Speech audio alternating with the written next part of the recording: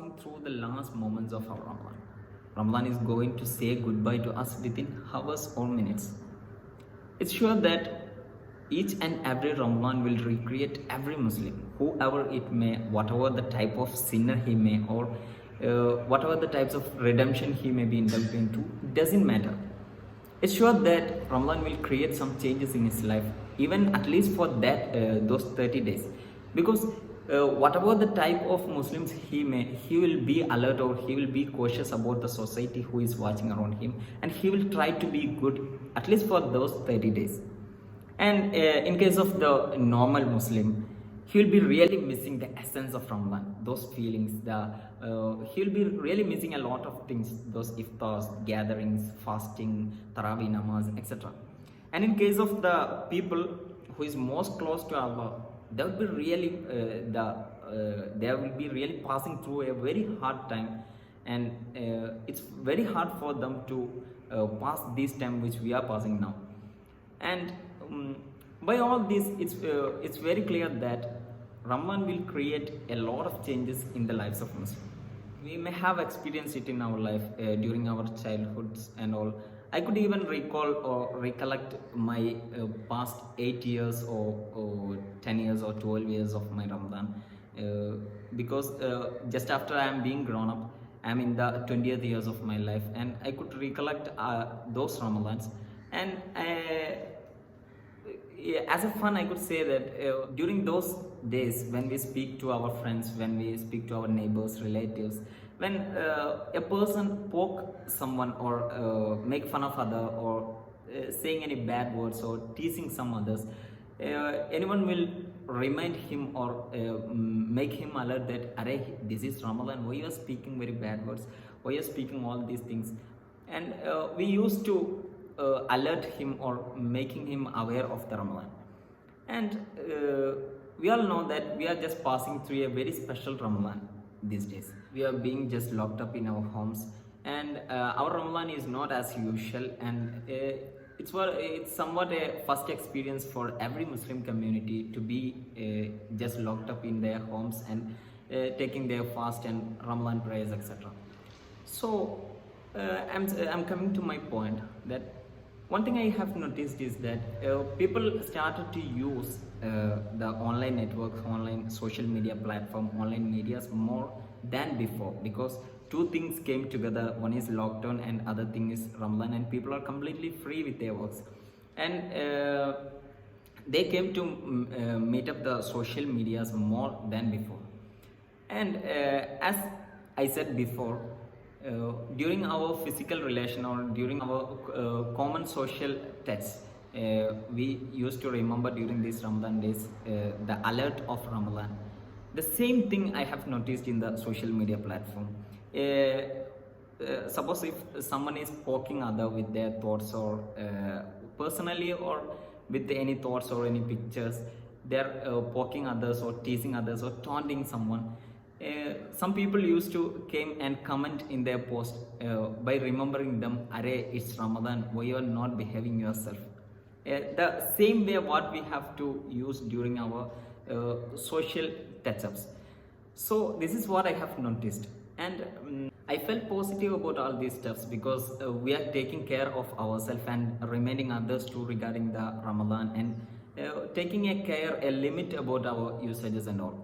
It's good. But one thing I have noticed is it's a usual common behavior of the social media to tease others, to make wound on others, and making arguments against very bluntless arguments against others. And it's very common in the social media platform. And just think about the situation, how terribly they would be affected with your arguments, with your teasing, with your taunting. And we can't even predict the effect of our teasing.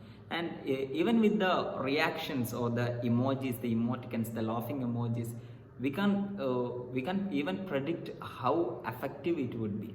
Recently, I noticed the effect of the smiling emojis, or the laughing emojis, how terribly it will make other feels.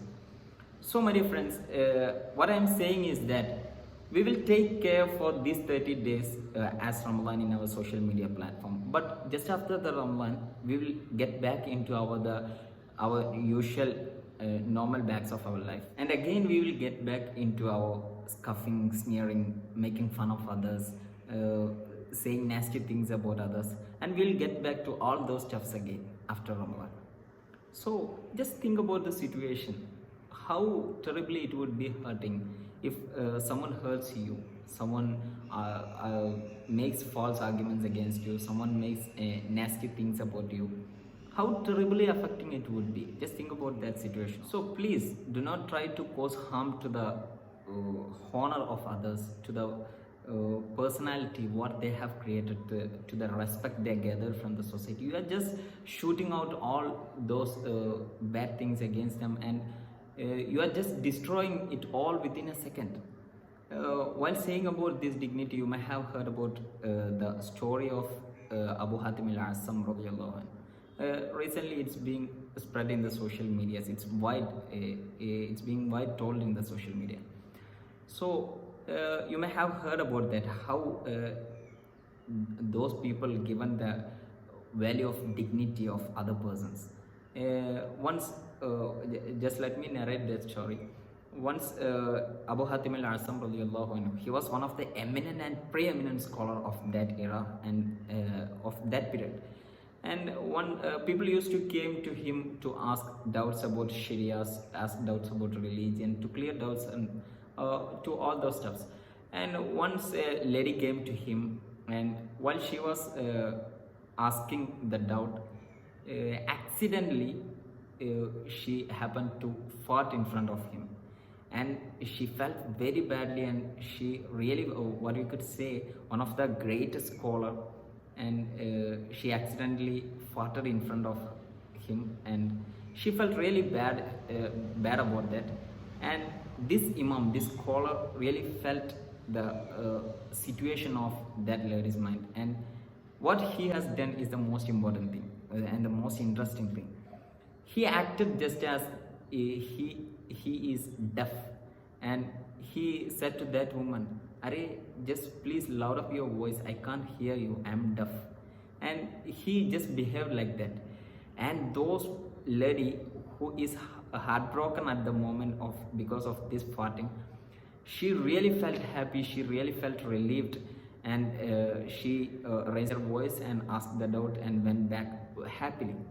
So this imam knows that she will inquire about him, she will inquire whether he is deaf or not. For that cause only, he acted as he is deaf until his death time. Look how caring he is regarding the personality, regarding the personal actor or the dignity of other persons.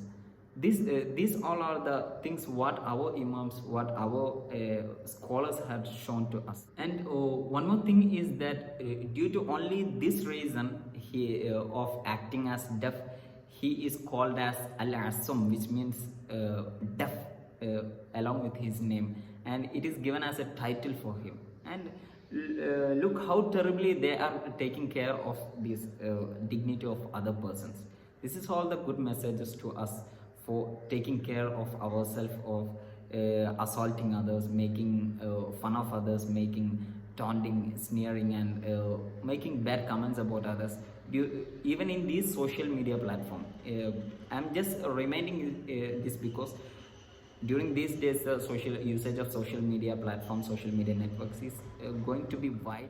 So try to behave as if you are in Ramadan. And there is one Urdu poem which reminds you in the same way, which says, the lines are like this: Zindagi guzaro Ramadan ki tarah, maut aayegi Eid ki tarah. Which means live continuously as if you are in Ramadan.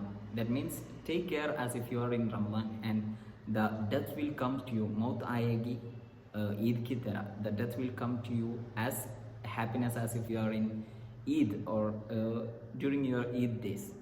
So look how poetically those poets mention it. Try to be positive always. Be positive and think positive. Behave yourself. Try to control yourself in your social media platform. And see you again. Marsalam.